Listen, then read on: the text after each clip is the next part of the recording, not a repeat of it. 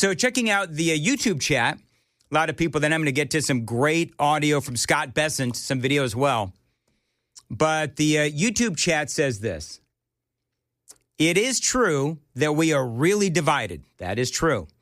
I think the reason Donald Trump is moving so fast on everything is because he knows he only has 4 years and he doesn't have time to fight with everyone about it. You are absolutely correct. Another one, a snarkista. Whomever is advising Donald Trump, Susie Wiles, is not doing a good job, IMO, in my opinion. That is true. A lot of people, knives are out, man, for Susie Wiles. Another one, this is Danny, says, I painted Marjorie Taylor Greene. Couldn't probably save her butt if she just acted right and try not to be somebody, which is what Marjorie Taylor Greene is trying to do. So there's a lot going on the YouTube chat. If you want to check it out, either right now, you may, or after the show. We're calling it Dan All Day. I believe that is what we've decided to do. So if you want to find me 5 to 9, here I am. You want to find me on YouTube after the show. You can watch it anytime you want. You can also listen to any number of podcasts, audio on demand. All of that is all online. Check out all the links on our website, and that is 997wtn.com. Okay. Scott Bessent, a lot of people talking about the economy, a lot of people talking about, as we should, your economy. And so one of the things is the economy is really taken center stage now. One of the things that people have got to remember is that we've got a lot of really positive things that are coming up in 2026. We really do. I mean, I want you to think about the big, beautiful bill. And remember, within the big, beautiful bill, what do we have going on? Oh, that's right. We've got the tax breaks and a lot of other stuff as well. And so President Trump had a lot to say about not only the big, beautiful bill, but a lot of other things that are going on within our economy. And I got to tell you that it is really easy. And this is what the Democrats are doing. The Democrats are basically crapping on Donald Trump and doing whatever they can to say that the man is doing a terrible job. And I'm just here to tell you that I don't believe that the president is doing a terrible job. I think that he's actually doing a good job. I think that there's things that he needs to do better.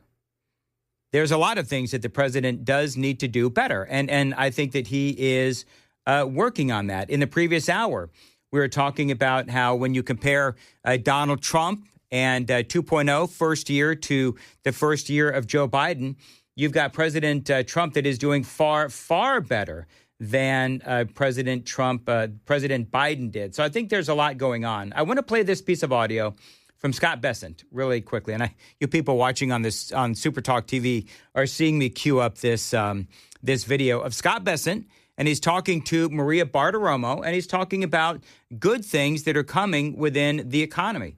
Listen to this. The real thing that is going to happen that is going to give Americans real purchasing power increases. It's going to be through growth. We passed the one big, beautiful bill. I am also the IRS commissioner, and I can see that working Americans, thanks to the president living up to his campaign promises, no tax on tips, no tax on overtime, no tax on Social Security, deductibility of auto loans. If you buy an American car, there are going to be substantial refunds in the first quarter of 26. Working Americans will change their withholdings, and they will get a bump up in their real incomes. All right, so that is Scott Bessent, and he is right.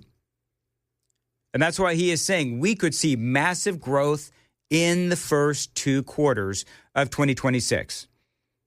And so, they figured out with all of this that the average American will be able to get $3,752 in federal tax savings per taxpayer when it comes to the big, beautiful bill and all of these additional tax breaks. Because remember what they did. Well, remember what the big, beautiful bill did. It not only extended the Trump tax cuts, but he also added a lot of cuts on top of the previous Trump tax cuts. So you look at all the benefits, and Scott Bessent is going to talk about no tax on tips and a lot of the things that the president has done. But the American Tax Foundation, other tax foundations and tax organizations have said as well that the American people will be saving thousands of dollars under the new Trump economy when in 2026 we start under the new tax program, I guess is what you would say. The new tax brackets. Thank you. You look at all the tax benefits in the big, beautiful bill. You make those tax changes after 2026. You're going to see more money in your paycheck. Here's more from Scott Besson. So I would expect in the first 2 quarters, we are going to see the inflation curve bend down and the real income curve substantially accelerate. And when those 2 lines cross, Americans are going to feel it. But, Maria, I will tell you what we're not going to do. What we're not going to do is tell the American people that they don't know how they're feeling, which is what the Biden administration did. They said it was a vibe session. You don't know how good you have it. And we are working every day to get these prices down. So that is Scott Besson. And it makes a lot of sense. There are good things on the horizon. And part of the full court press here is that Trump did not have a great week last week. He just didn't. And I'm saying that as a guy who is a supporter of Donald Trump.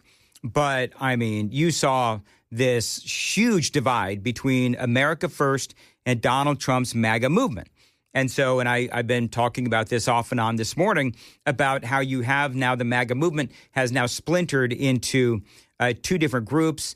America First, which seems to be led by Marjorie Taylor Greene, Thomas Massey, you got your Rand Paul in there as well. And America First means that you're not all in on Israel. You are all in on releasing the Epstein files. You don't want 600,000 Chinese students invading our country. And you don't feel like there's any need to import talent. Now, Donald Trump, of course, the leader of the MAGA movement, he is pro-Israel. But I think Trump is pro-Israel up to a point. I'm not going to say that Donald Trump is all in no matter what. I think that he is in on supporting Israel as a way to prevent war. But I think that he has given Benjamin Netanyahu a lot to think about, if you know what I mean. So he's not just all in, Benjamin Netanyahu, whatever you need. No. Trump has been talking to Netanyahu all this time about ending this war. But there is the Israel conversation. The MAGA movement, I believe, is mixed on Epstein. I'm all for releasing the Epstein files. There's going to be a vote within the House of Representatives tomorrow on releasing the Epstein files. But I think that there are some people, I think that they ought to be released responsibly, bottom line. But as far as the MAGA movement, at least under Donald Trump, there are a lot of people that are, I guess, saying yes to 600,000 Chinese students being imported into our country. And MAGA does believe that America needs to import talent. So there's just some differences. But see, even if you are 100% pro-Trump, I think that you may have some mixed emotions on the 600,000 Chinese students coming in and also the America needing to import talent. I think that even if you are just really supportive of Donald Trump, you disagree with the president on that. So there's a lot here. And so now the shift in the focus is beginning with President Donald Trump. He does realize that he's got some work to do on the economy.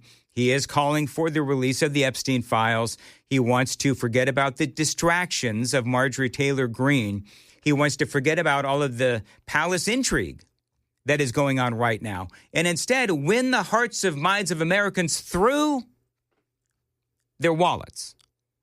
And I think that's the best thing. I'm beginning to really more and more realize that the elections of a couple of weeks ago where the Democrats did really well and this topic of affordability has come up, there's part of me that is feeling, blessed that happened in the sense that it was a wake-up call with plenty of time to fix it. We've got a lot of things coming in 2026 with the new tax brackets and the no tax on tips and a lot of the other things that the president is doing. So I agree. And I hope that Scott Bessent is right. Sam, last week we did a Daily Dan poll on the economy and where you thought the economy was. And if I remember correctly, most people believe that they're supportive of Trump and they have confidence that he is going to work incredibly hard to improve the economy. Is that my recollection? Yeah, I think Mason put it up. We had like 3 or 4 different options of, we're waiting it out, but we're hopeful. Yep. And then all the way down to we're screwed. And I think the majority of people overwhelmingly were like, I think once the plans roll out, it hasn't even been a full first year in office. Joan, where you at on the economy? It could be better. Right. We had a poll, and Mm-hmm. we said, basically, you heard Sam say, basically, the overriding majority of people said, we need help. Yeah. Trump is on it, and they have confidence that he's going to fix it. Is that kind of where you're at? That's where I'm at. I think so, yeah. Yeah, that's where I'm at. I'm not, I'm not screaming from the mountaintops like other people are. I understand that when you talk about the economy, there's so many different ways to look at it, from, again, real wages to inflation in Trump's first year versus Biden's first year. There's so many different ways to look at numbers. And you used to work at the Wall Street Journal. You know all about manipulating numbers to promote your narrative. The idea, when they first started messing with the recession, the definition of a recession. Yes. Come on, seriously. Right. And the media just went along with it. Whistling by the graveyard is what the media was doing. Absolutely. And that argument, there was no, the lines were clear about the definition of a recession long before Joe Biden decided to switch it, to change it. Right. And to soften it. So, the trickery began then. President Trump just has to, he's got to piece through so many things that have happened since the Biden administration. He can't do everything right now. No, he can't. But and he's done do a things. lot. Yeah, that's the thing. He's done a lot. So much. And so now he's got to, again, not to belabor the point, he can focus, by the way, he can focus on a number of different things. Mm-hmm. But I think it is really smart to get everybody out, get out front, and talk about what is coming up in 2026. And I think that there are better times ahead. The media is going to spin anything Donald Trump does as negative. We already know that, right? And of course. And the media is going to take whatever numbers they can to make it look like the economy is bad. And again, there's work to be done, but we'll have to wait and see if Scott Besson is correct when he predicts a lot of economic growth and cheaper food and, of course, gasoline and the rest of it coming up in the first couple of months, the first couple of quarters in 2026. He's also predicting more purchasing power for the American people because of the implementation of the Donald Trump tax cuts that we saw in the big, beautiful bill. You know what else he's focusing on? What's that? Venezuela.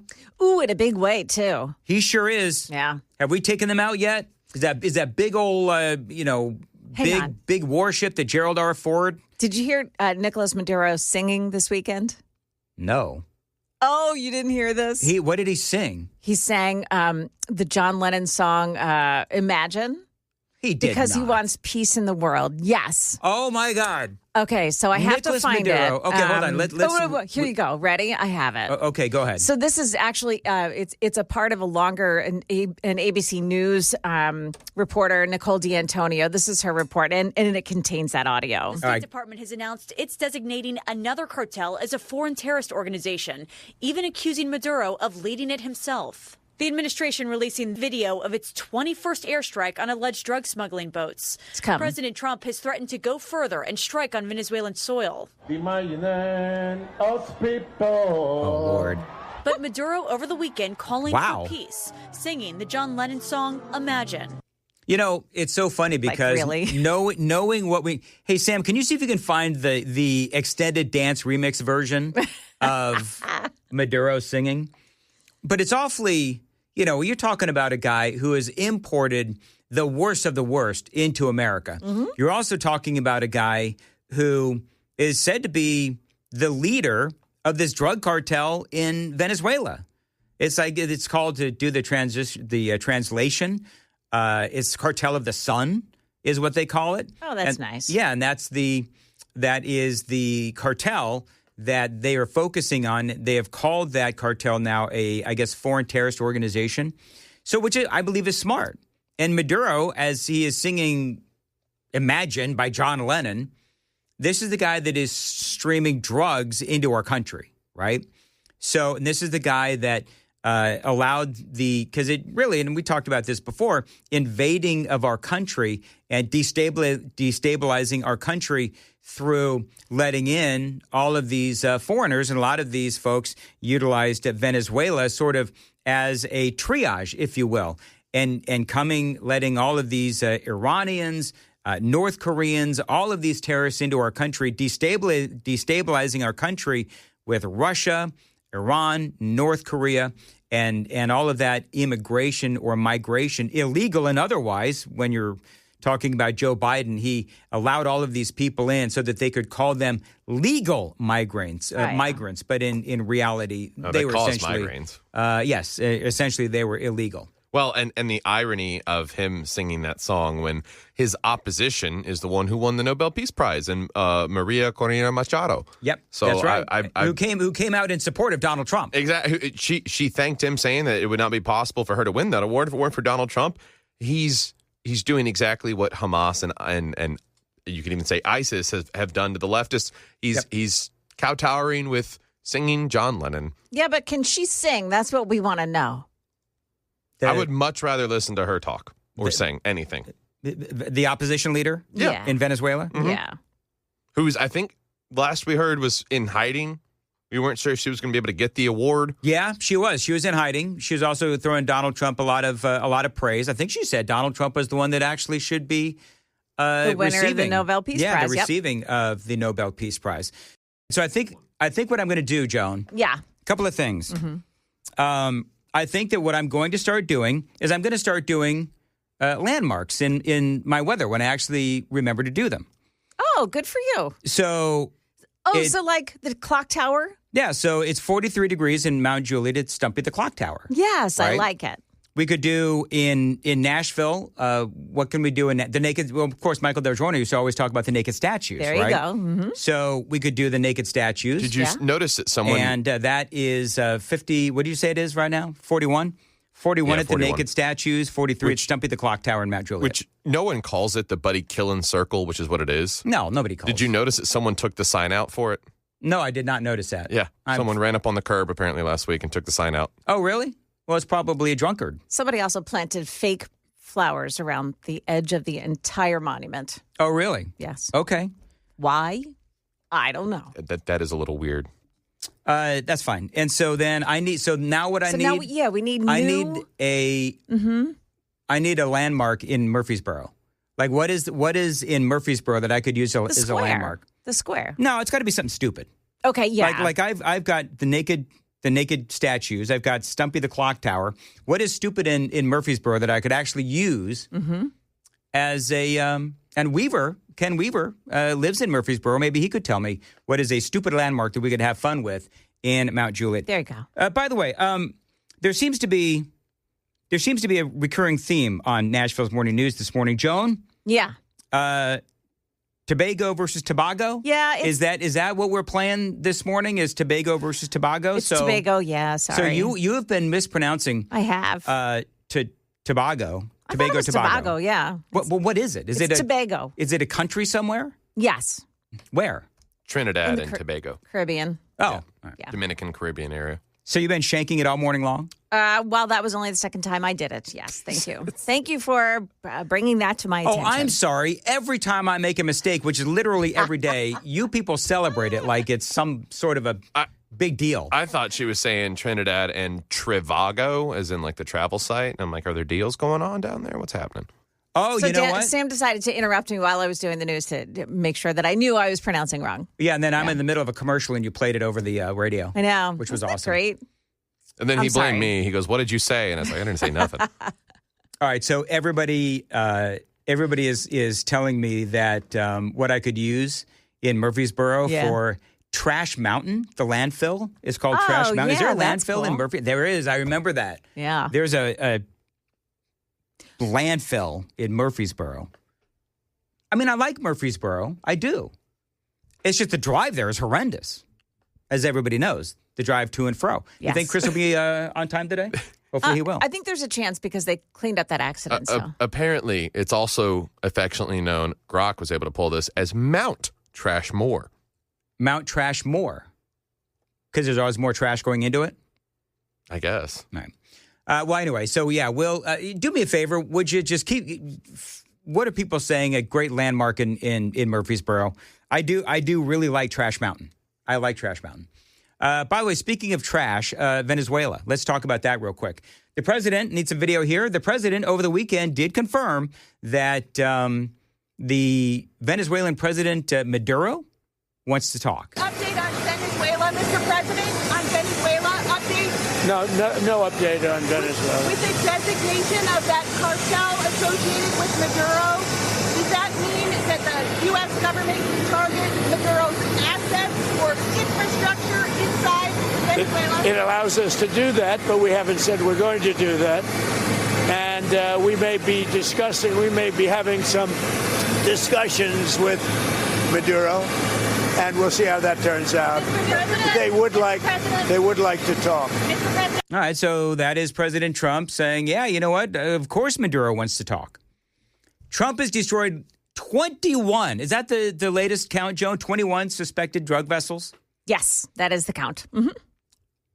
So that's got to be what? At least over 30 drug dealers that are dead fish food? Yeah. Venezuelan fish food? The president has actually openly said he'd like to see some regime change and that he had approved covert operations inside Venezuela itself. We've talked about that. He's also got a sizable military presence in the Caribbean patrolling the flowers. I don't know why I said the flowers. I don't know why either. Why is President? You know why? Because I've got the CBD on my mind. He is patrolling the waters of the Caribbean. They call it Operation Southern Spear. They've got. Do you know how much the bounty is on Maduro's head? $50 million. I've seen there's a trend on social media of people, obviously more than likely facetiously planning, like, I have a business idea. And you, me, and a couple of friends round up Nicolas Maduro and collect our bounty. Oh, absolutely. I mean, I don't know how easy it would be to find Maduro, but I would love to. But I'm not a regime change guy. Like, I still believe that if you take out Maduro, and this is a conversation people are having, if you take out Maduro, then you're going to possibly have a power vacuum.